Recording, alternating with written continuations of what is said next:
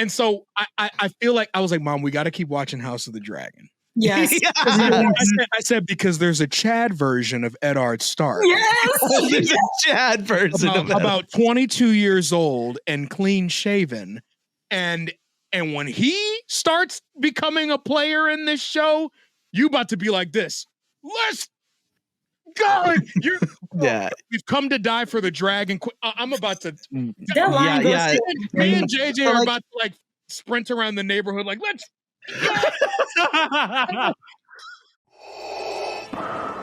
The Emperor has foreseen a new threat rising against him. The Podwans Podcast. Welcome to a special episode of Podwans Podcast. I'm your host, Luke, Jedi Master Eggs, with my co-host, Hereth. What's up, everybody? And my two friends and co-hosts for House of the Dragon Reactions, Maceahwindu and LadyDragonJJ. Good to be here, man. Thank you. Today, we are going to talk a little bit about the trailer that we got this week, and we're going to give some predictions. Let's start off this. First of all, story of the trailer. Like, apparently it got leaked. I wasn't paying attention because as you can probably tell, I was very busy with Rings of Power at the time because that had dropped like an hour before. And then I get a text. House of Dragon trailer has just dropped. I'm like, fuck me. Why are we doing this? And I instantly thought of you two. What were your reactions to the final trailer? Well, initially it was leaked. Okay, that's what I thought. Which I thought was kind of messy on the day that they dropped Rings of Power season 2. I'm like, wait a minute, it was shady. What intern is being shady? So, and it dropped during the morning. I was working obviously, and I'm getting messages. I'm like, oh, it leaked. I'm like, I'm not watching leaked. I can't low resolution images, everything being blurry. I'm like, I can't be strong. I got to be a strong soldier. And then I tweeted, I'm not watching the leaked. HBO, this is your good chance to drop the real thing for me. And then 15 minutes later, here's the real trailer. I'm like, my power. It was all thanks to her divine spirit. Yeah. Manifested it. Yeah. And I'm like, and that dropped, and I'm like, I told my coworker, oh, I gotta go take lunch right now. I'm going. I found a spile in the shade in my car, put it live on TikTok, let's go, let's watch it. Oh, it was nuts. But Josh, what were you doing? Well, I was at work too, and this is what they always love doing between Star Wars and HBO. Anything I watch, anything that regards potential for content, you're always at work and unable to access any electronics or anything. You're like, God, man. But yeah, no, I was at work. I found during my lunch break, I watched it, and I watched the leaked version first because I couldn't help myself. Dang. Yeah, I told JJ, I was like, hey, look, I'm not telling you what happens. I just know I got a lot to think about. But then luckily she didn't have to be tempted too long because it released 15 minutes later. So I'm very happy that I didn't get to influence her watching it in 480p versus 2K. You know what I'm saying? So yeah, no, it was a very, very good trailer, and I'm hoping to get into it a lot today. I was gonna say it wasn't anything groundbreaking in terms of anything new. We know what's happening. You saw what Sunfire and Cregan Stark. That's everything else has been in there. We've seen it in previous leaks and and previous trailers and clips. So, which I think is good marketing, not revealing, given too much. Oh, absolutely. Because I think there were rumblings that Blood and Cheese is going to happen in the first couple of episodes. Which seems the second episode is called Son First Son. The first episode Son First Son. And in the new promo, Matt Smith literally says a son for a son. And that dropped yesterday, or was that today? Hold on. So today, which is that's going to be that's probably going to be the final 15 minutes of the first episode of the season. Yeah. It's going to be something that they leave people to think about for an entire week. Damon girlies, listen, we don't know for sure how they're going to do it. We'll have to see. We'll have to check on it. That's why I've been keeping my Damon if like Damon like, Love yeah, a little bit. Damon Love a little bit at bay. He's never been particularly above board, but you know, like this is the moment where people go, yeah. You know what's so funny about that? Like George R. Martin, the writer of Fire and Blood, that is literally his favorite Targaryen. He says it. Yes. Like, He was like, I love writing him. Daemon He's so messy much. as shit. Yeah, yeah. He's the messiest motherfucker ever. Like, My biggest question for you two is it too early for the God's Eye? Too early. way too early, if I remember correctly. But the way the trailer shot, it's like there. If I had to guess, and without spoiling too like anything from Fire and Blood, like that's something that's going to be kind of alluded to over the course of this season.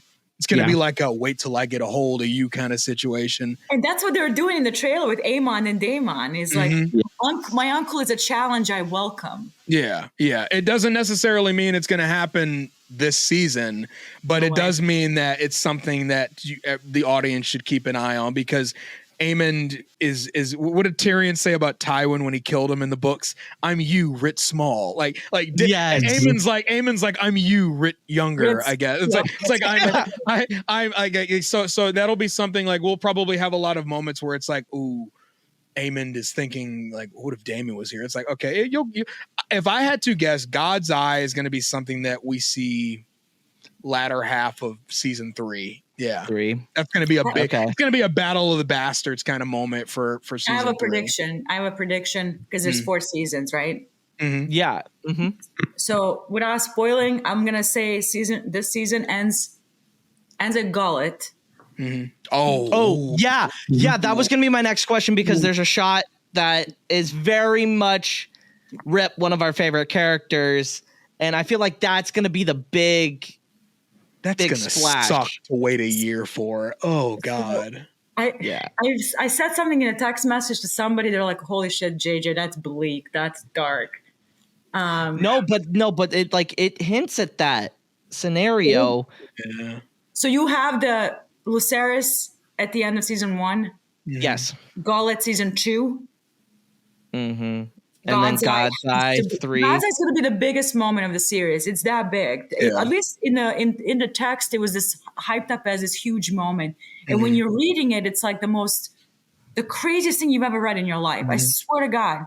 It's a heavyweight match. That's going to be. Match. And then 4 is going to be all the aftermaths. I think the storming of the pit in season 4. And then and then Hour of the Wolf. And crowning of the next king. Yeah, but 10's probably going to have a little bit of an epilogue going on there, because it needs one. It needs like an aftermath kind of situation. So with all of it, with both Aegon's Conquest, which oh my God. Yeah, I keep forgetting they're actually doing that. Like, I was like, what the fuck? It's a real thing. Like, the writer of Batman is involved. Yeah. Yeah, dude,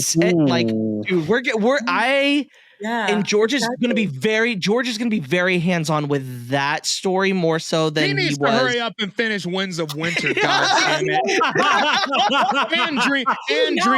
and dream of spring, because you don't no days off if you're already almost done with winter, and I know you've been working on Dream of Spring too. Go ahead and just King, get it done. Get it done. Just get it done. I remember. That's why it's taken so long, is because you guys have read A Song of Ice and Fire. You know how they operate. They're not like an event. They're linear. Like one book can be happening at the same time as the 4th book. Yep. This is happening at the same time. So if you're writing Winds, you're writing about Tyrion, you have to think about Tyrion here. Yeah. Because he's moving, and do you know what I mean? So I know what you mean. Yeah, for sure. This isn't a story that goes like this. It's a story that goes like this. Also, I remember reading, apparently Winds is going to have 27 point of view characters or something crazy. So no fucking way. He said no more POVs. That's already I think someone did the math of like all the point of view characters that are going to be in it, and they're like, that's 27. Like, they did the math. No, a bunch of them died. You have to realize. Yeah. So I know he's not introducing any more, which please, no more POVs. I can't handle it. Maybe Howland Reed. Yeah, maybe a Howland Reed like epilogue POV at the end of Wins, where you're like, because I love how they literally will not give him a POV because they're like, he is the most spoiler motherfucker. This man, if you gave him a half a chapter, he would reveal everything. It's like,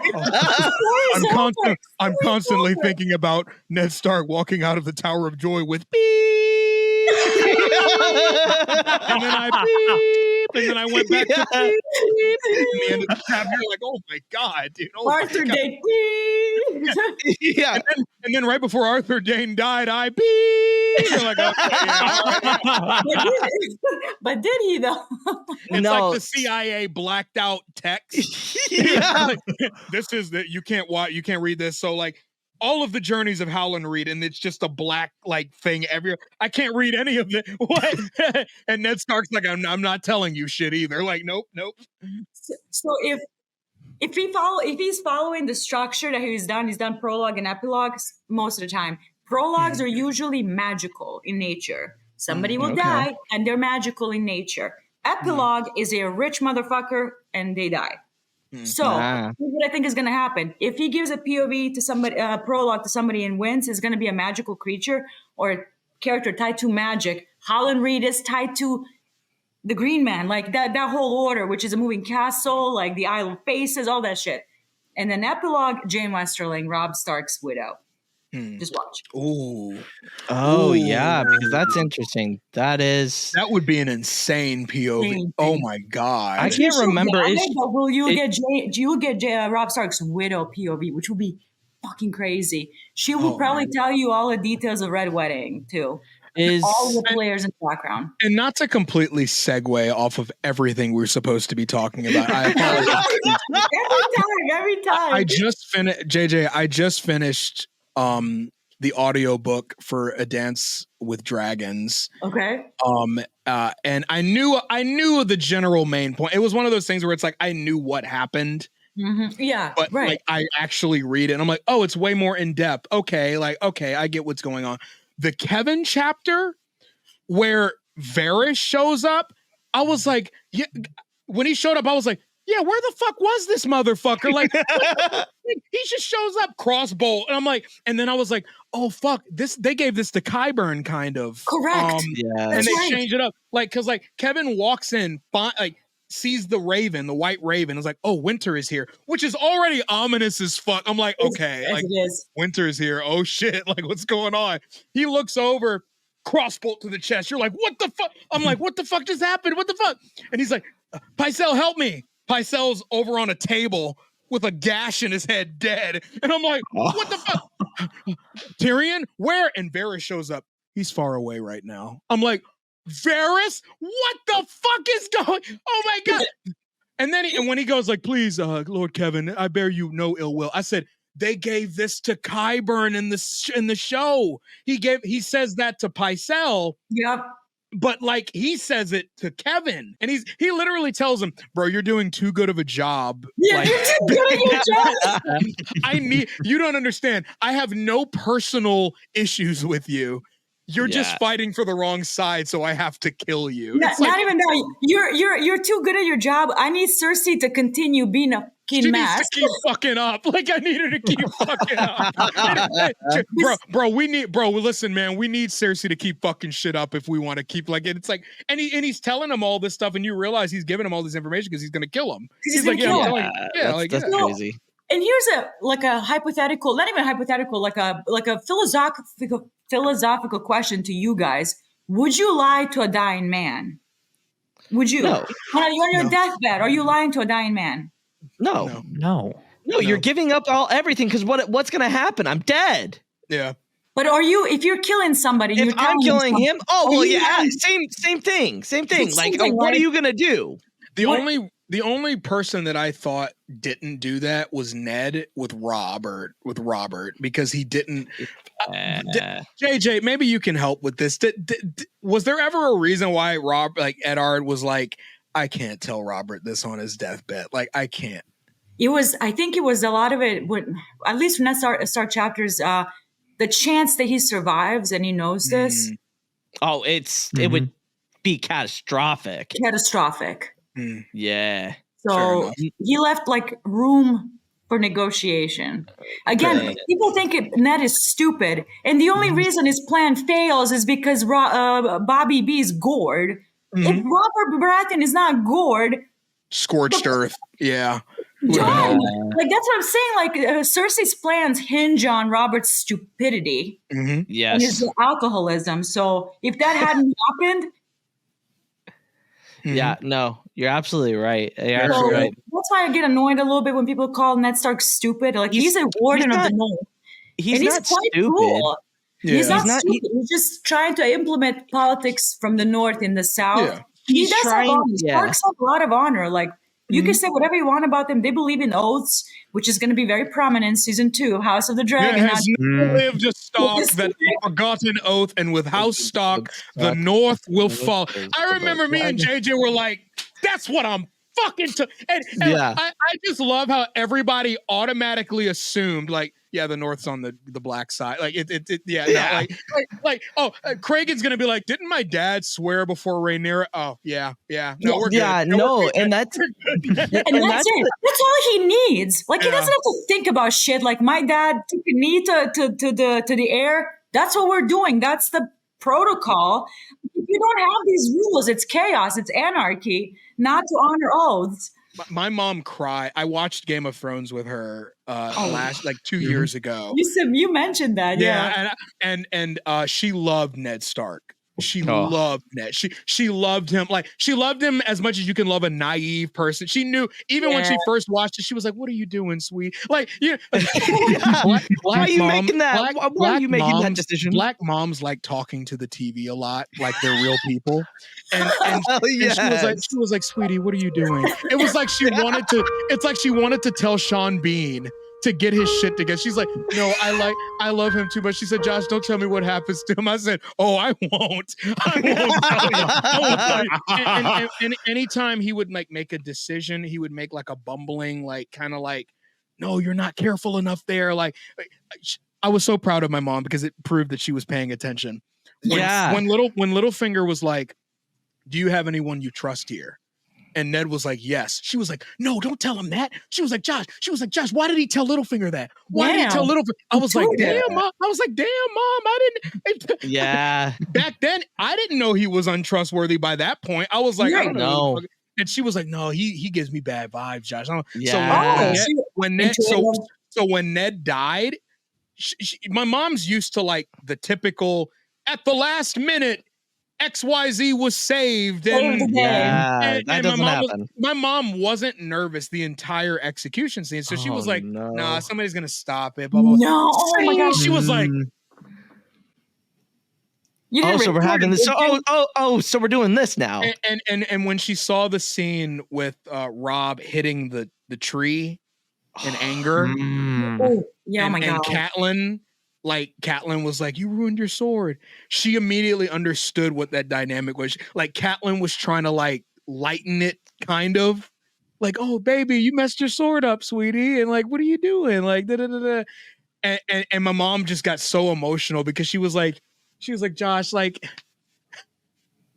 She was like, "I loved that man. Like he was such a good guy." And so I feel like I was like, "Mom, we got to keep watching House of the Dragon." Yes. I said because there's a Chad version of Eddard Stark. Yes. There's a Chad version about 22 years old and clean shaven. And when he starts becoming a player in this show, you about to be like this. Let's fucking go. We've come to die for the dragon. I'm about to. That line goes. Me and JJ are about to like fucking sprint around the neighborhood. Like, let's fucking go. That's the thing. Like when I first started watching Game of Thrones, I was like, yes. Like I gravitated towards the Starks because, like, in my opinion, this might just be me. They remind me of like Midwest loyalty. Like in the Midwest, there's a lot of loyalty, no matter like you're kind of like, and they're just kind of like rural area. And I'm like, yeah, this is just this. I am a Stark. I am right. They don't turn on their word. They're not scumbags. Like some of them are. Like, right. By law of Yeah. numbers, there's going to be a few. But yeah. like, I mean, they are introduced like almost immediately as protagonists of the story. Yes. So your Mhm. emotions Yeah, and that your heart helps. is immediately attached to the kids. They're young. There's a bunch Right. of them. You have young, you know what I mean? And Ned and Right. Kat being like in a loving marriage. It's very easy to Yeah. like attach yourself to that. And Starks are the first characters, and like that finding the snow pups was the how the Yes. story That was a started. huge thing. That was But, like, that was the start of Game of Thrones. Mhm. and here's the other thing, though, like getting back to House of the Dragon, like Cregan Stark is a huge player. Like later on, Well, like this is yeah. the introduction, and like I can tell you, whenever that episode airs, all three of us, actually all four of us, maybe five of us, whoever's on with us then, are just gonna be like, yes! You guys Just, like, know that music's meme. gonna hit. You guys like, know that. oh. You guys know that meme of Issa Rae being like, "I'm rooting for everybody black." like I'm gonna adjust it. Like when the Starks show up, I'm gonna be like, I'm rooting for all the Northmen. Like I'm just like, I'm not, like even their bad decisions. I'm gonna be like, and what about it, huh? Like, and what about it? And what the fuck were you doing the last 2 years? You can't do that. That's gonna ruin the realm. Oh, like your civil war hadn't been ruining the realm the last 2 fucking years. Like, no. Fuck. And like, here's I hope that if they cast Roderick Dustin, they need the most old man. I wish Jeff Bridges was British. Dude, you will be perfect. We've come to die for the Dragon Queen. some true Brit motherfucker just fucking fill your hands, you son of a bitch. Like, so Dracarys. Or Josh Brolin, but British, like you know. Oh my God, Josh Brolin as Stark. He can make up a fake one, right? Tell him to take Peter Dinklage classes and make up a fake British accent. Yeah. We've come to die for the dragon. I'll take it. You're in. We need your voice. Yeah, we need you. In fact, just speak with an American accent. It's fine. Yeah, no one would care. And I think that's the fucking beauty, I think, of George R. Martin's writing, not only, but of the story. Like, Cregan is introduced as bigger than life. He's Warden of the North at this time. Like, and he's not an active player telling you about the mentality of the Northern politics. We stay out of it. We stood out of it for 130 years after Aegon conquered Westeros, washing our hands off this business. But when it came down to bend your knee, like I'm sending all of the North to uphold that oath, but I am staying in Winterfell. Yep. The whole time, and then Hour of the Wolf, which I think the show is going to change. They're going to involve Cregan a lot more in the action. Yeah. Because he's not really in the action. So. And one of the things that I have to keep reminding myself is that, like, it's not going to be a 1-for-1 adaptation. No, it's not. And I have to, every time I think about like awesome moments, I'm like, fuck, they might not do it. They like might that. change that. Like them, it's a great moment, but they might not have time. They might not have the flow of the story. Like, that would suck if they couldn't do that, but they might not. So I have to keep reminding myself. But so here's another question. Something in a very positive way, and it's right in the trailer. Baela Targaryen being at Rook's Rest. Yes. The girls are young. They're young. Rhaenyra fostered at Vale and Baela at Dragonstone for the most part until she gets involved a little bit later. But now they got her involved like during Rook's Rest. That's early in the war. Did y'all see her chasing down Kristen? Yeah. Look, man. I'm rooting for everybody black. I'm telling you. Like, with the lace front too. Like, with the child, man. I want that motherfucker was like, I think her hair was tied even, and she's wearing similar outfit as Daenerys. I am rooting for her because I love not to get on a soapbox with Corlys and Rhaenys, but like those are the people that should have won. Let's be real. You mean the first lady and the first couple? Yeah. No. As far as by Westerosi standards, that's like dream couple for like a high ranking like. That's probably why you didn't want her as the queen with the Velaryon husband and his fleet at your back. Like, that's too much power. They were always like, they disagreed and they argued, but like they were always, when it came down to it, on the same page. Correct. Like I love when Corlys gives Rhaenyra his fleet. And she's like, you honor me, Lord Corlys. And Corlys looks over at Rhaenys like, I'm not the one that you should be thanking. Because if it were up to me, I would have stayed the fuck out of this shit. Yeah. Rhaenys, she turned around and Rhaenys was looking back like, it was me. I was like, yeah.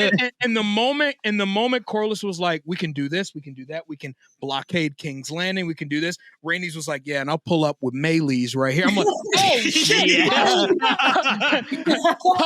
couple goal. Like the moment one's in, it's like, I'm with you. I got you. And this is going to be the most interesting though, because obviously we've been told that this season takes place 10 days after Lucerys has been missing and has been killed. So I think there's layers to it, right? Okay. I think the majority of the episode is going to be 10 days after. Yes. I do think we will see like initial like, oh my fucking God, what did you just do? We will see at least, I think we'll see at least Alicent or maybe even Aemond himself being like, yo, I fucked up. Somebody made a suggestion. They said, what if Aemond goes back to Storm's End? What if Aemond goes back to Storm's End after the whole thing and basically tells Boros, yo, do you remember what he did though in the book? I mean, at least what was suggested, that he did go back. He found the body, plucked the eye out. Yeah. And gave it to Boros's daughter as a gift. Wait, that's what he did. How did I miss that? What the fuck? This little sadistic fuck. What the fuck? What the fuck? He went back, plucked his eye out. This was sick. I hope that. Oh my God, man. Eye for an eye, son for a son. But somebody suggested. They said, what if he goes back to Storm's End? And talks to Boros and be like, hey, you know that disagreement we had?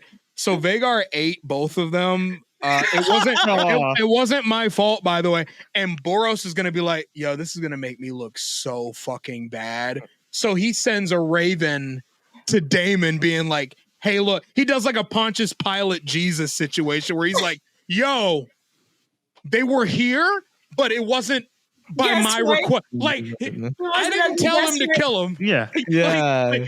So don't like Heron Hall me, bro. Like, and so I could see the episode like cold open, like for season 2. Yeah. I could see that being like a situation where it's like Alicent and Otto being like. So I've talked about this with Kells. I think what Aemon's gonna do is I think he's gonna walk in like boastful, being like, "I fucking did it. What do you want me to do about it?" And then in private breakdown, crying about this. Like, oh my God! I agree.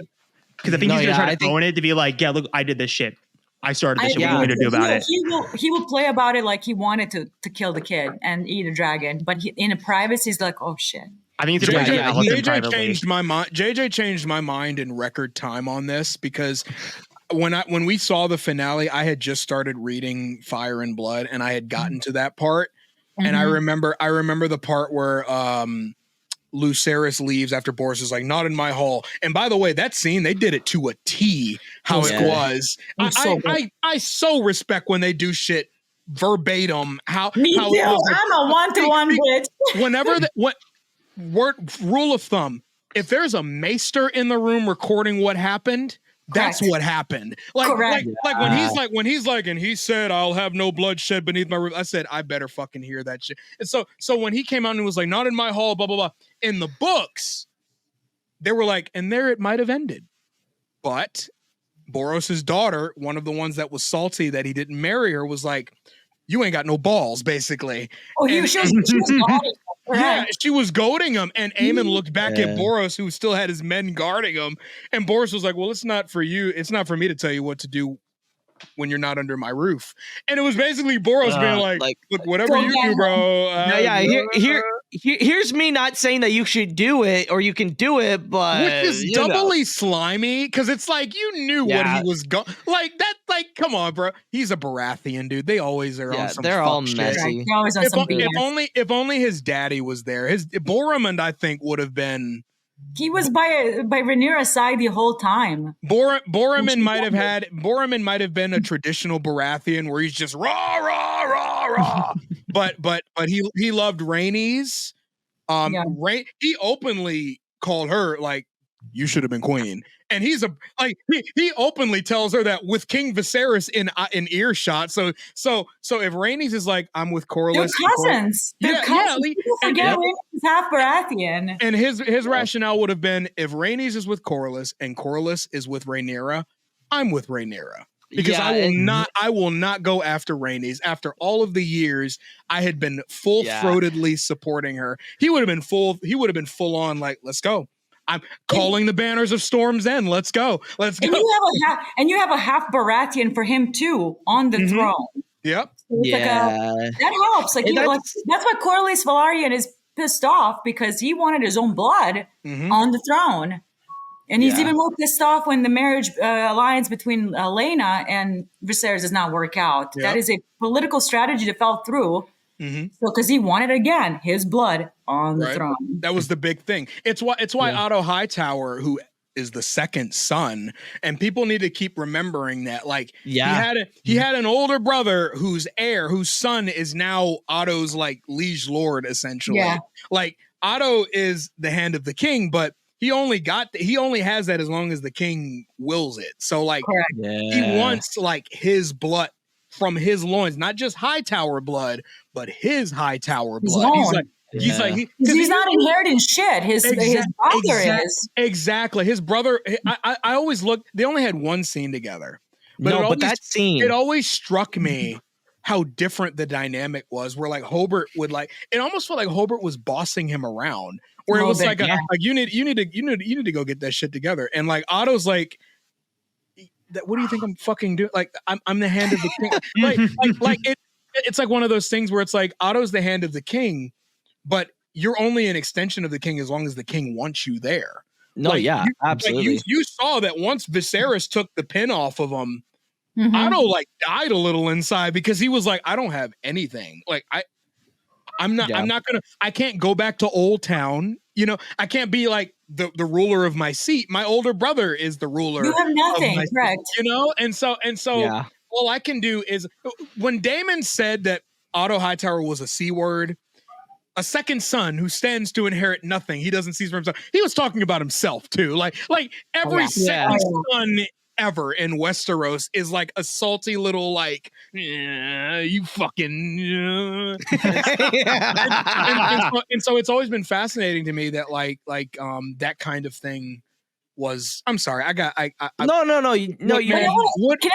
Woodford Reserve, and that's what I'm on right now. That's why I'm talking my ass off right now. I'm sorry. We were talking about the second son syndrome, Otto, and like Aemond, but then earlier you were talking about Kevan Lannister, who is the perfect example of being a supportive brother who gets wealth, accolades, a lot of respect. And he stood by Tywin like they were like this, like 1-to-1. He supported every single action of his. He helped him achieve his goals. Like, that is a perfect example of that second brother doing the opposite of what usually happens in the second brother syndrome. It's just, Kevan is one of my favorite characters, like side characters in the entire story, because he's the opposite of that. And you see that, maybe not the love, because Tywin is incapable of any form of love, like emotional love. Once Joanna died, he died with her, as far as I know.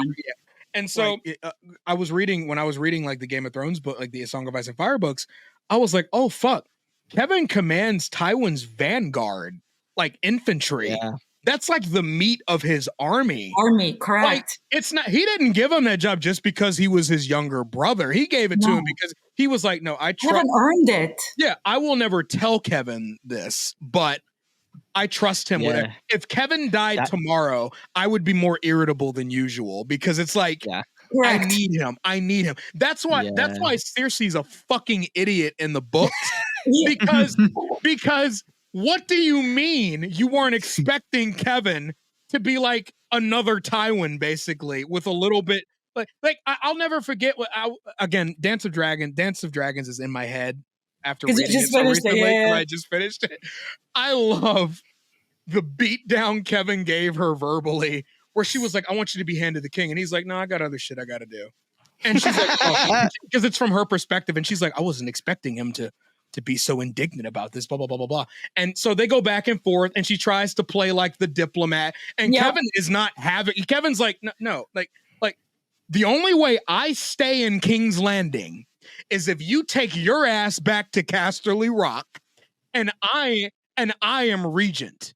That's the only scenario where you have me here. And she was like, she said, I'm the king's mother. And he said, yeah. And judging by the looks of Joffrey, you're as shit of a job as you're this right now. I was like, yeah. Somebody in the comments said, are you guys sure that Harrenhal was caused by Aegon? Because Kevin was letting out Kevin was letting it. And Cersei was never the same in that book. She was like, that motherfucker, that I was like, oh, she was not ready for that. No, but like talking about like second sons, like that, like the dynamic between Tywin and Kevan is opposite of Viserys and Daemon. Oh yeah, because especially in the show, because like early on, Viserys hears about the dead his nephew thing, and instantly he goes, "The only reason why you are here is because of me." And if you are showing that you are no use to me, get the fuck out. Yeah. And that is one of the things that I feel like they did really well in season 1. Now, my question is, who is going to be a surprising character for this season? Who do we think is going to be the standout of this season, and why? From an acting perspective, or like no, just character, like character, like I know most of us know the story, but like if they change something up, who do you think? What character has the most potential to be kind of that gravitas? Like they have that Viserys moment in the throne room where he is doing the thing, kind of something like now. That. Oh gosh, I mean, I would say Baela. I would say Baela. Being that there's a big moment that's going to happen in the first 2 episodes, it's going to impact quite a bit. I have a feeling the Corlys Velaryon is going to get a moment. Yeah. Oh, yeah. I have my answer now. Go ahead and finish, JJ. And I'm going to say also maybe Cregan Stark or Cregan. I like saying Cregan. And character that I'm looking forward to a lot too is Alice Rivers, the witch of Harrenhal. There's a lot of buzz about her right now. I need to see a glimpse of her now. I'm losing my mind. And like mother, she's the definition of a mother. Although mother is a protective figure, I don't know if she's protective. She's not protective, but in a way, she makes Mysaria look like a kitten mouse. Like it's like okay, Mysaria varies technically. Lair's Strong is like a smarter version of Peter Baelish. I would say Alice Rivers is an island of her own. She's a very unique case, I would say. Like someone was comparing her to one of the Red Witches, like Melisandre and all of that. No, I didn't get that vibe from the This is a very unique character. I think that she's going to steal a lot of attention, a lot of hearts when she shows up. I think. Interesting. I think I have a few answers. I can't pick one because I think there's going to be it's so hard. Even though there's 2 less episodes, I feel like so much more is going to happen. So much. Have they confirmed, before I answer, have they confirmed if the episodes are going to be longer? They haven't, but I would have to venture that they are going to be longer. At least an hour, I was hoping that we would get like a Game of Thrones season 8. I know we don't like talking about it. Game of Thrones season 8 moment. It's like an hour and a half an episode. Yeah, that would be nice. That was the only part about the season that I appreciate. I was like, at least if you're gonna cut it down that much, can I get a movie? You know what I'm saying? Please. At least get a movie. So if I had to guess, in no particular order, I'm really and we all know what we're talking about here. I'm really excited for Corlys. I hope to God there's a particular moment with Corlys that I think should give Steve Toussaint like great meat to eat. It's a meat. Like oh my God, this is like your moment as Corlys Velaryon. Like you're going toe to toe with the titular character. Like I don't want to I don't want to say too much because when we see it, it's going to be devastating. Alice Rivers is another one. Yes. I think Emma Darcy is going to be able to have a really 100%. Yeah, like aside from main characters, like they're getting their flowers this season. But I'm gonna say this: Aegon II. But yeah, Just in that trailer, Oh yeah. I was immediately. I had an idea of what Aegon II was in my head when I listened to Fire and Blood's like tell of the Dance of the Dragons, and I was like, yeah, I think Aegon II in the show can get there, but I haven't seen it yet. Correct. He's, like when he first gets crowned and he's starting to really like it, like he's like, oh, like I kind of like this. Oh stuff. yeah. Kind of into it. I was like, okay, I'm seeing a glimpse of it now, but he still feels like his mom and his grandfather are leading him along. But when he was like, fuck dignity, I was like, oh, I want revenge. Yep. Do we have Book Aegon now? Oh my God. Oh, we have him now. So I think this will be his big moment as well. Rhaenyra is going to be a big one for me. Alice Rivers will be an interesting character for sure. Character. Aemond will have an interesting arc by virtue of Alice Rivers, I think. Correct. I believe so. Makes it more interesting. And I don't know if you guys are gonna get to this in this, but have you guys heard anything about Nettles? I'm worried about this. I've only heard rumors, and I've only heard rumors and leaks but I thought I saw a picture of the actress that could be Nettles. Yeah. Leaked off. Remind me again who Nettles is. Nettles is one of the dragon seeds. They hangs around like dragon seeds. The bastards, right? Yeah. Okay, Again, so Dragonstone and Driftmark have always been like places of a bunch of bastards where Targaryens and Velaryons have messed. That's what my next conversation is going to be about. Okay, all right, yeah. I didn't know if you planned on talking. No. What the biggest thing for me in that trailer was seeing Vermithor. because that has a lot of implications. Okay, because JJ and I think Josh, you were in the conversation as well. I think we had talked about it in the spaces, but again, I know I'm a broken record when I say this, but Fire and Blood is written by unreliable narrators. Yes. Okay.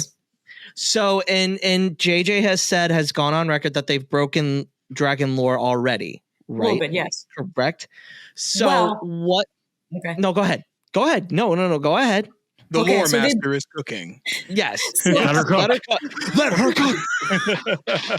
Let her cook. They broke it by making Rhaenyra Velaryon still alive. Okay. That was a big one. So the thing is, like, because we saw it. We know that both Hall brothers have been cast for sure because we saw Alan in the trailer looking very like Corlys Velaryon.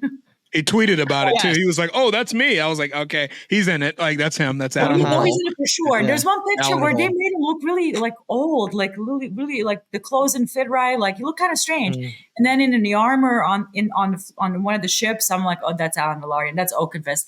Like I was so excited. But then in the first trailer, I think there's a shot of Adam, his brother. Okay. When he's looking up and seeing one of the dragons, I think that's Sea Smoke, and then there's a beach scene with Rhaenyra looking at Sea Smoke, and I have a feeling she's going to have a conflict right there with Adam. Alan. Okay. Something happens. Okay, that makes sense. Adam is the one that claims Sea Smoke. How is he claiming Sea Smoke if his writer is alive? Yeah. Yeah. So here's my thing. I think and this is going to make JJ absolutely furious with my I've chilled since, I promise. So I think if they don't go the route of the bastards taking on the untaken. They're just both of them. Okay, so they're gonna do it. Okay, all right, cool. We're doing it, yes. So when I saw Vermithor, I was like, and we get the context of Daemon singing to Vermithor. I'm like, what? Wait, hold on. Wait, we can't have a writer that has two dragons. This doesn't make any sense. I melted. I will say I melted like a little schoolboy when. Oh, yeah. Because Vermithor is my favorite dragon. Absolutely. Maybe it's just because like I love like the whole reign of Jaehaerys. I don't love Jaehaerys, but like I love the reign of Jaehaerys. His reign was good. His reign was really good. And Vermithor was such like a symbol of that reign. Correct. Also, for the record, JJ knows this, but for the record, Vermithor is big. Huge. Yes. Vermithor is really. I think It's after really big. you have Vagar, you After have Vagar, it's Cannibal, second, right? Cannibal, think Sheep Stealer. If I and then understand, Vermithor. if I understand his size correctly, based on what I've understood from Fire and Blood, Mhm. he is supposed to be about the same, maybe about 85% the size of Vagar, and Vagar is fucking huge. And Vermithor is younger than Vagar, so it's almost like if he had the same amount of time to grow, he might have rivaled Vagar in terms of, or even dare I say, the LeBron James of dragons, Velaryon. Dare I even say? Go ahead, JJ. So right now, from the living dragons, at least, and this makes sense to me. Okay, Velaryon being the biggest, Vagar, living dragon, Meraxes is dead. Cannibal is the second largest dragon in Westeros. Cannibal's huge. And then Vermithor, I thought it was Sheep Stealer, but no, Vermithor is bigger than Sheep Stealer. And Sheep Stealer is huge. That dragon is fucking old. And it's not a Targaryen dragon, which there's a whole thing about that I have in my heart. Anyway, Vermithor is massive. Third biggest. Yeah, so like I love Vermithor because he has like this design about him that's like so gorgeous. He's like an old hound dog. It's like he shows up and he's rusty. And I love one of my favorite things about him, one of the most fascinating things about him, is that he's the most accustomed to humans being around him. Correct. He's not gonna let anybody ride him. But like if he sees you around, he's not gonna like fuck you. Like he's just gonna be like, oh, you're here. Okay, cool. And like way more tolerant. Right, but that's the whole point of, I think, of Fire and Blood, to showcase to the reader that Westerosi have existed with these dragons for over a century in relative peace. They're not just like fucking wild animals snatching people, burning everything to the ground. And I think that's sort of the framework, the groundwork for Daenerys and her dragons in Dance with Dragons. Because dragons plant no trees is something that she hears constantly because she's trying to embrace that fire and blood in her. Right. But like Fire and Blood is there, textual evidence from historians that for half a century, like Jaehaerys and Alysanne, who wrote Silverwing and Vermithor, existed in the most peaceful era of the Westeros. So it's groundwork to show that magical animals like direwolves and dragons, they can coexist with people. Right. That it's not one or the other. Right. Do you know what I mean? Like, it's not like they're not going to be like dogs that you can train. But they're not like these. Like, this is why it's so. Watching Viserys talk about dragons, he was both saying correct things, but also like I feel like you're not all there with the understanding. Because for those of you who don't know, Viserys was the last one to ever ride Velaryon. One time. Yeah. One time. He was able to claim, and I know he was old. I know Velaryon was old and decrepit and near his end. But it's like saying I beat Muhammad Ali in a fight. It's like even if it's 40-year-old Muhammad Ali, you still beat Muhammad Ali. Yeah. Like, I claimed Velaryon. God damn, did you really? That is true. But I think that one trip scared the shit out of Viserys, where Something it's like happened. he was like, oh my God, like I don't want to. Like, why did he never claim a dragon again? Yeah. He never claimed a dragon. He was so shell shocked. Whatever the fuck he experienced, Velaryon went on a war crime there. He went on a war crime spree. Did Velaryon speak English? Did a dragon speak English for the first time ever and go, hey, motherfucker, you don't know what it is? And it's like, whoa. He's like, I just been dragged out of retirement. Right? Like I didn't. Or once you ride the Cadillac of dragons, you can't settle for a Fiat. True. But I always looked at like Viserys' explanation of it. I don't like when people explain things like that out of fear, because I don't feel like he came from a true it came from and this is just my own personal analysis. I don't know if anybody has it, but I don't feel like it came from like a true, genuine feeling of like his assessment of like dragons and humanity and stuff like that. It's just, I think he based a lot of it off of his own experience, and I think he based a lot of it off of his own character as a guy who doesn't like entertaining conflict and stuff like that. I think he just overall, when he tells Rhaenyra, like, we should have never fucked with these things, this is scary. This is all coming from you riding the scariest dragon ever as a young person, and the dragon was old and very large. And I think, was it really Velaryon's idea to land so soon, or was you like, okay, we're done? All right, like, we're done massacre today. But also look at it from this perspective, like I think, and I actually appreciate that scene because it's saying something. It's saying like these things are powerful as hell and they can destroy world. No human being should have in their hands that kind of power. Right. So that's why I love that line, because it's saying that. It's like, how do you use that power that you're given? That's the whole point of a Song of Ice and Fire, not just getting power. How do you use the power that you're given? Very true. Like Kingdom, like it's easy to win a fucking throne. Robert Baratheon did it in one rebellion. In 2 years, he became a king. Yeah. How do you keep the crown? Yeah. How do you keep people happy? Viserys told Rhaenyra the Iron Throne is the most dangerous seat in the entire realm. Correct. When you get there, it's going to be hell. Like, even if you're moderately having a nice day, like, it's you are constantly under threat. Your realm is constantly under threat, and every single thing you do is going to be criticized and what do you call it? Scrutinized. In terms of like every decision that you make, and not just, again, not spoiling anything from Fire and Blood, but like that's one of the things about Rhaenyra as a character, and really Aegon too. Like I'll throw it at both of them. Like, I don't think either of them really understood that. No. Like, I think if Aegon the Conqueror had seen what they did, he would probably have had another heart attack. Visenya would have cleaned house. Visenya would have taken both of their ears and said, "Come here. I need to talk to both of you right now." Well, speaking of Visenya, the one she shot, needs to be the Viking lady. I'm sorry. Yeah, she needs to be the lady from the. Yeah, absolutely. Yeah. You've been fan cast for so long. No, but speaking of Visenya, Rhaenyra with a sword, that I was like, yes, queen. Seeing that, her with a sword, because from most part in Fire and Blood, Rhaenyra is very much not in the action or in the thick of things. I think that's going to be an interesting thing to see her if she is in battle, whether they will make that a thing or not. They might. Which, again, unreliable narrator for the text. And I have a prediction. Oh, wait. Yeah. Oh, okay. Go ahead. A Rook's Rest is going to happen.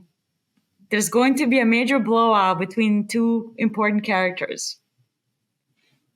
And then it's your fault. You should have been there. Yeah. The crux of this is her not being involved. Like correct. Exactly. Like the whole I'll just say it. Like, and spoilers for anybody listening, you've been warned. Stamp on the screen. You literally cannot get mad when I say this because I'm giving you ample warning. Like, and this book has been out for what, 5 years now? This book has also been out since 2018. Get over yourself. Yeah. All right. So the entire crux of Corlys's freak out at Rhaenyra is on the basis that she or her sons or somebody else should have been there, because Rhaenys showed up to assist Lord Staunton, right? Yep. Did she know it was a trap? No. Okay. She didn't know. The thing is, she could have handled Vhagar. Vhagar is bigger. Meleys is vicious. They mentioned that. Yeah, they mentioned, they said she had a good shot against Aemond, Mm-hmm. But when Sunfire showed up too, Correct. It was done. it was like, oh, she can't. Yeah, that's going to be a devastating. This is That's logistically impossible for her to get over. That's going to be a and devastating. Beyla's gonna get there too late. That's that scene of her That's what I think's screaming gonna and happen. dumping the. I mean, Dracarys and down. She's south. gonna go. But it's gonna be too late. She's gonna probably blood watch of- Rhaenys fall on the ground with melees. And Corlys Velaryon, when he hears this, and if Bela's injured in any way here, Corlys Velaryon is gonna have a fucking cow. Corlys isn't gonna need that cane for a few minutes because he's gonna be on pure adrenaline. Like, It'll lady, be I didn't want to back you in the first place. Like, dude, Corlys and Rhaenyra. Like, that relationship is very. I love that relationship. I really do. I love it, but it's also like Corlys going, Rhaenyra, come on.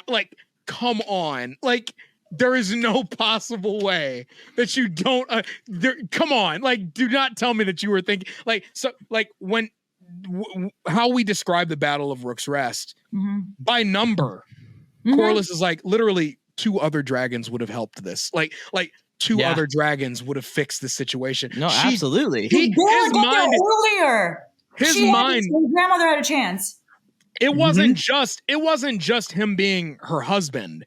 It was him being like, she literally probably did not have to die. Like, it was one of those situations. That's the part it sucks. Strategic. He was becoming a commander again and looking at like a connection. And a lot of it is rage because it's his wife. He loved her. Like, by all accounts, he loved Rhaenys. Even in Fire and Blood, he loved that woman. Like, he loved her. And so for him to be, and I know Corlys is an eternally proud man. I know he pushes buttons more than most people, but he has the juice to do that, right? Yeah. Like, he has the most powerful fleet. Nobody can really threaten Corlys because it's like they're richer than Lannisters and Hightowers. Yeah, that's like at this point, at that time he was Tywin. Like, it was like, yeah, dude, like, you can't tell me. Like, what are you going to do? Kill me? Fuck you, dude. Like, I am convinced that the Lords did not vote for Rhaenys in the Great Council because of him. Because of Corlys, powerful. Like, you have a Targaryen queen with a Velaryon husband and his fleet. And the reason, and I love how it's implied that, like, a big reason why Corlys kind of like, a big reason why Jaehaerys did in a Grand Council for that decision was because he was like, look, this is the only way that Corlys Velaryon and Daemon, I think Daemon was getting ready to start some shit too.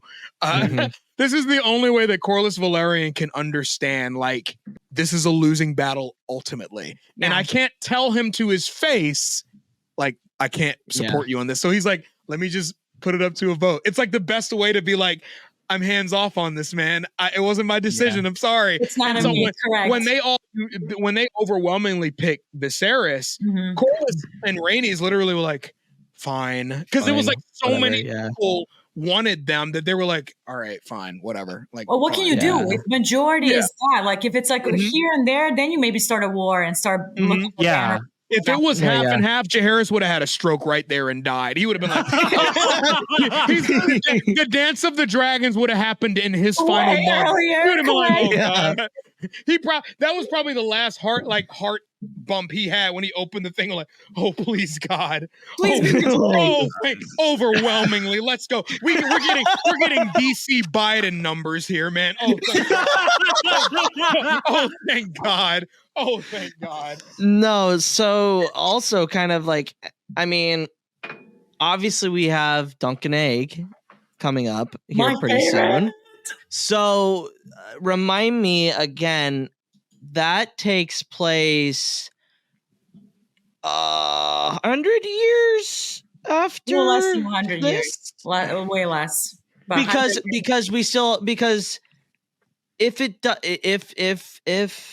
if House of the Dragon ends with, obviously, spoilers, because I mean, we're already here. We're already here. We're already here. I mean, Rhaenyra with Aegon, with Luke, if literally anyone gives you shit in the comment sections at I don't this care. point in the stream, It's an there hour is into it. I don't know what to. It's like people getting look again. It's like people getting mad. Right, like Jack Dawson died. Sorry. Rhaenyra did about dragons. I was gonna watch it next month. Like, so it's like okay, so the time period between Aegon and well, obviously him having the dragon eat Rhaenyra, but like there's also another conflict after that as well that takes place 25 years after. I mean, between Dance with Dragons, Hour of the Wolf, and Duncan and Egg, you have about 90 years.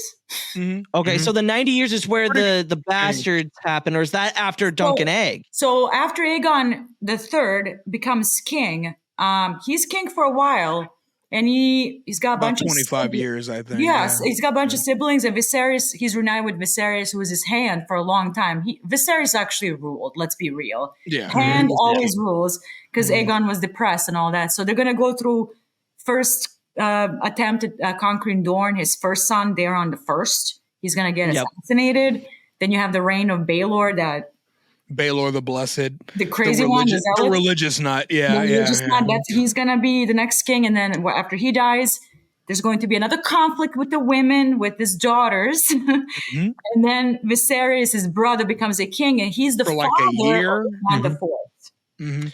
Viserys is king for like a year, maybe. Yeah. And then he dies, and some speculate that he didn't die naturally. Some people speculate that. Then we get Aegon the Fourth, and that's a whole other. Here's the thing. Real. That's a whole other series. Let's be real. That's exactly right. That's a whole series. But think about this.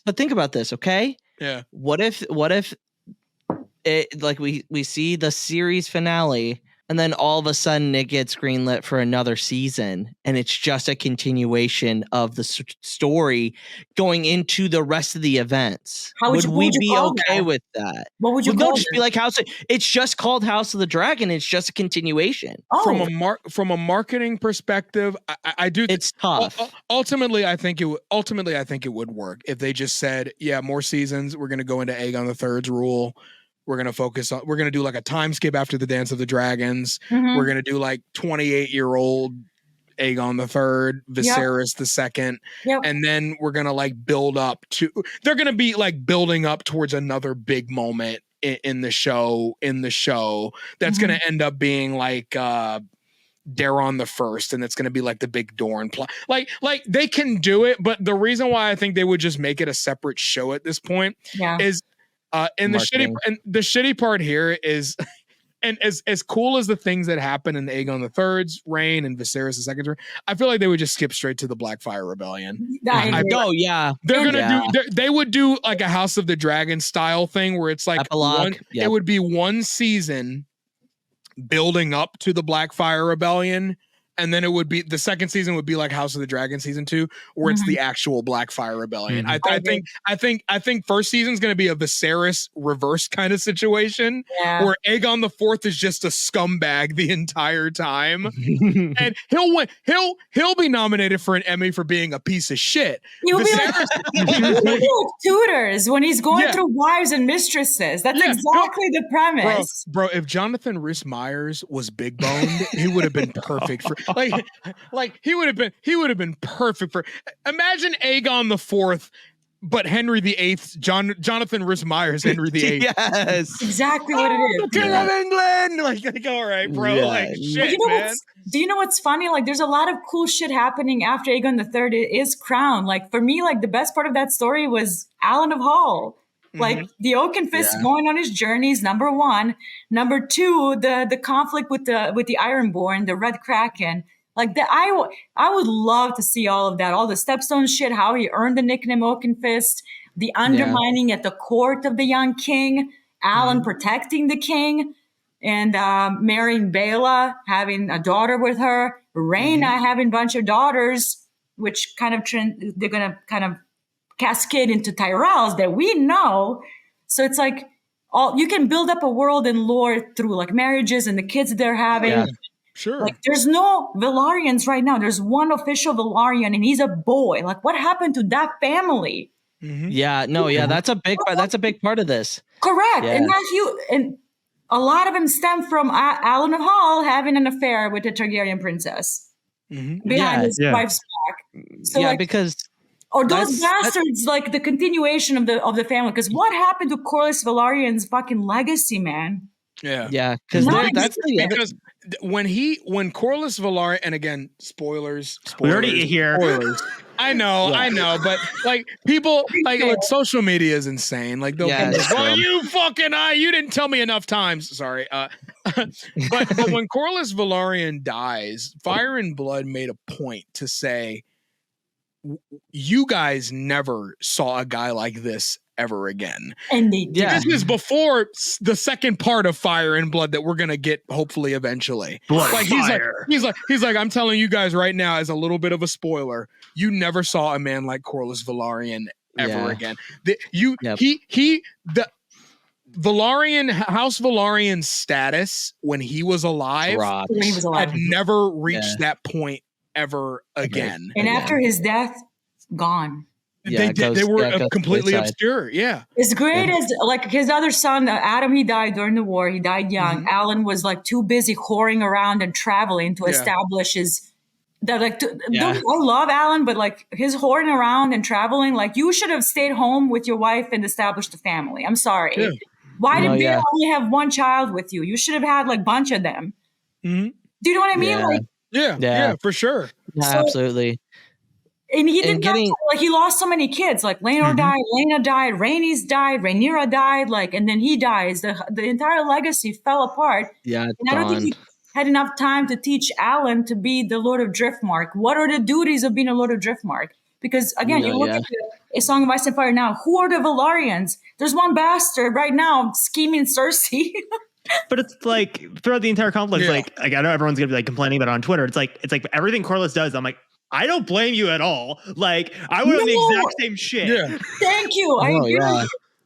Yeah, absolutely. But so also because we also know that Duncan Egg show is probably going to be getting into production here soon. Yeah, I think they're premiering it next year.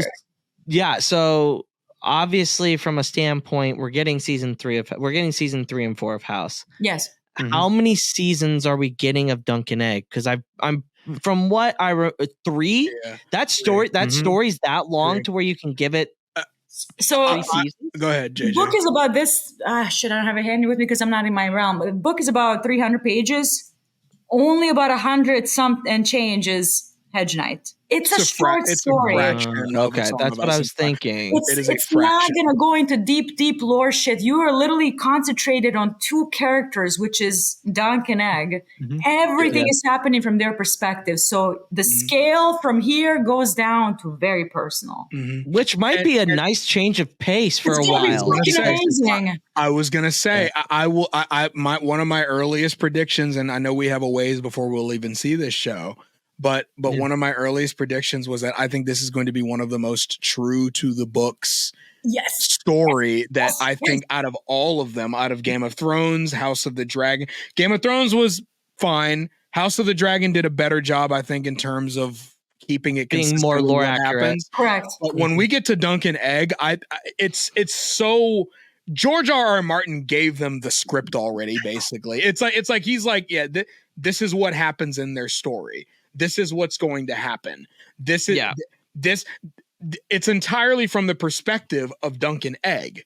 And so it's a situation where it's like, you don't need to figure out, like, you can have a D&D situation where they're only working with like the books. They don't have to come up with their own little like you don't have to worry about them fucking up like XYZ. No. Like you have the script basically. Yeah. And the books are very good and the story is very good. The graphic novel itself is full of dialogue. You can take the entire graphic novel, just literally copy paste. That's it. And you have the show. And I always compare it to Mandalorian. It's going to be Din Djarin and Grogu adventures, but for adults. That's pretty. And you know what? That always sells. It's always look at Mandalorian numbers. It sells. The lone wolf and the cub that trope will never fucking die. People eat that shit up like crazy. I know I do. You have Last of Us, you have Star Wars, you have now Game of Thrones doing it. Like that trope will never die. So here's my thing. Here's my final question, and we'll get out on this one.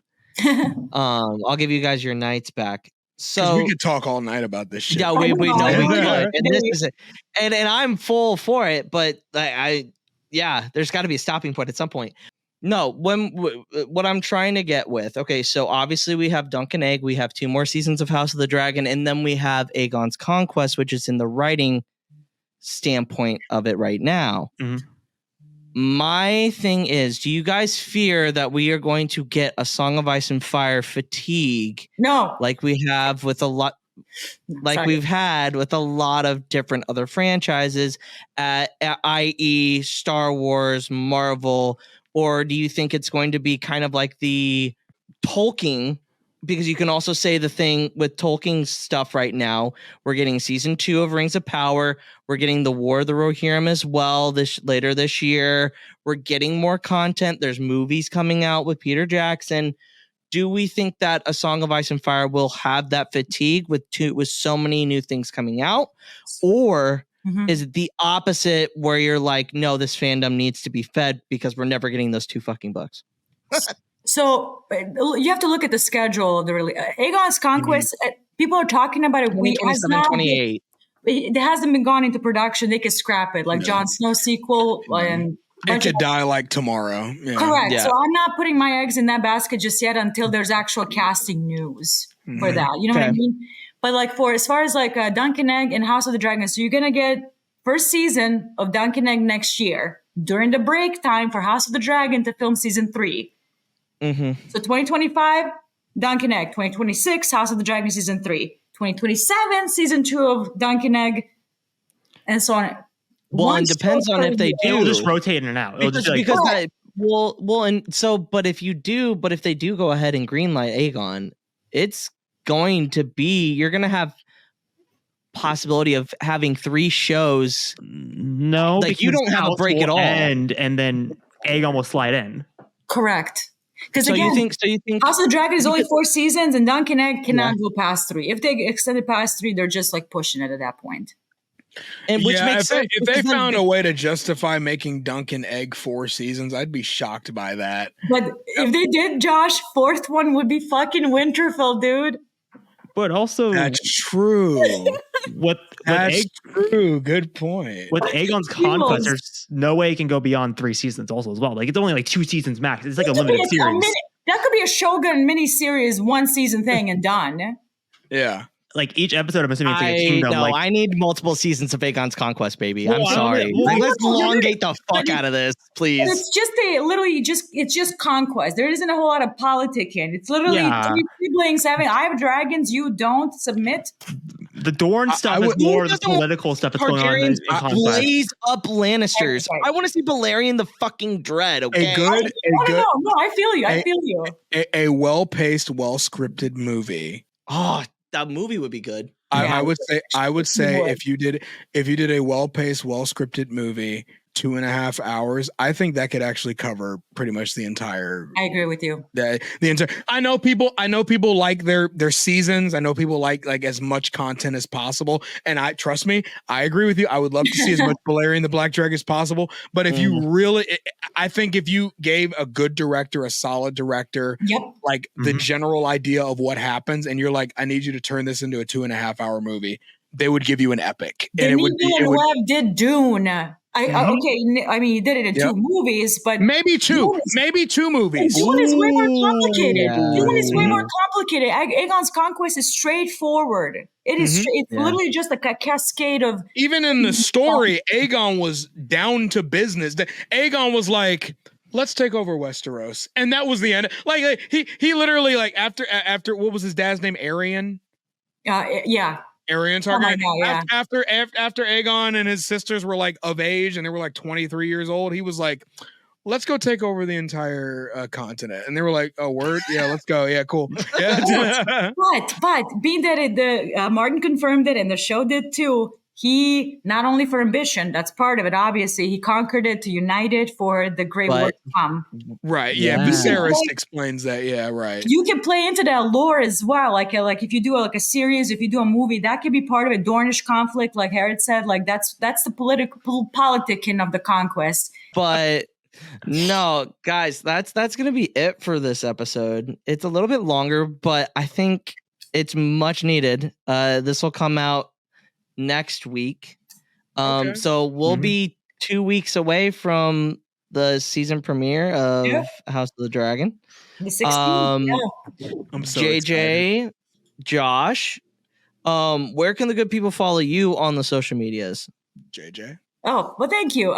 You can find me on TikTok mainly and Twitter. Those are my two main platforms where I post most of my stuff under LadyDragonJJ. And I do have Instagram where I repost people's awesome stuff, not my own, under LadyDragonJJ as well. And I post my own pictures sometimes. So yeah, if you like A Song of Ice and Fire and Bridgerton and pop culture and Marvel and Star Wars and anything fun, that's what you can follow me for. Yeah, absolutely. And Josh? Well, you guys can mainly, for commercial reasons, follow me on TikTok and YouTube and Instagram. Twitter is an interesting place because I mainly just embarrass myself. I'm still, No, you don't. I'm still shocked that I haven't been like banned from anything. Like it's insane to me. I love your Twitter account, man. It's awesome. Yeah, it is a good follow. But I'm also not going to change either. So it is what it is. But like you guys can mainly follow me. It's the same handle, pretty much, literally everywhere. It's every major platform. Follow Maceahwindu. I'm usually pretty active on all of them. And you guys can follow me there. I mainly talk about Star Wars stuff on Instagram. That's usually where I save my Star Wars stuff exclusively. YouTube is another one where I exclusively talk about Star Wars. Twitter is where I'm kind of all over the place. And TikTok, I just go wherever the wind takes me. I go wherever the RPM creator fund takes me. Like, so one day it might be Star Wars, another day it might be taxes in Vermont. I don't know. Like it is what it is, you know. Hereth, where can good people follow you? The good people can follow me at Hereth Productions on TikTok and Instagram, Hereth_edits when I occasionally tweet. And of course, you can find me here on the Podwans podcast. That was professional as fuck, dude. Good job. Yeah, he's got you it down. You guys can follow me on the other. From Dallas, Texas, The Flash. Apparently, official President Kennedy died at 1 p.m. Bro, you should look into like fucking NBC or some shit. You guys can follow me at the Jedi Master Eggs on all social medias and also the Pod Ones on all social medias. I'm gonna go ahead and say it. Josh and JJ will be returning on Pod One's reactions for House of the Dragon. So get ready. It's gonna be insane. It's gonna be me, my fiance, Nada Kyber, these two fine people, and then every week we will bring in someone new. We've listened to the masses. 8 is too many. We got you. We heard you. And we're just going to have fun. And I can't wait for you guys to hear all of the great analysis in the Twitter spaces, TikTok lives, whatever comes next. But definitely keep your eyes peeled here to see these two's reactions for when these shows come out. It's always gold. It's always gold. But until the next time, Dracarys. Dracarys.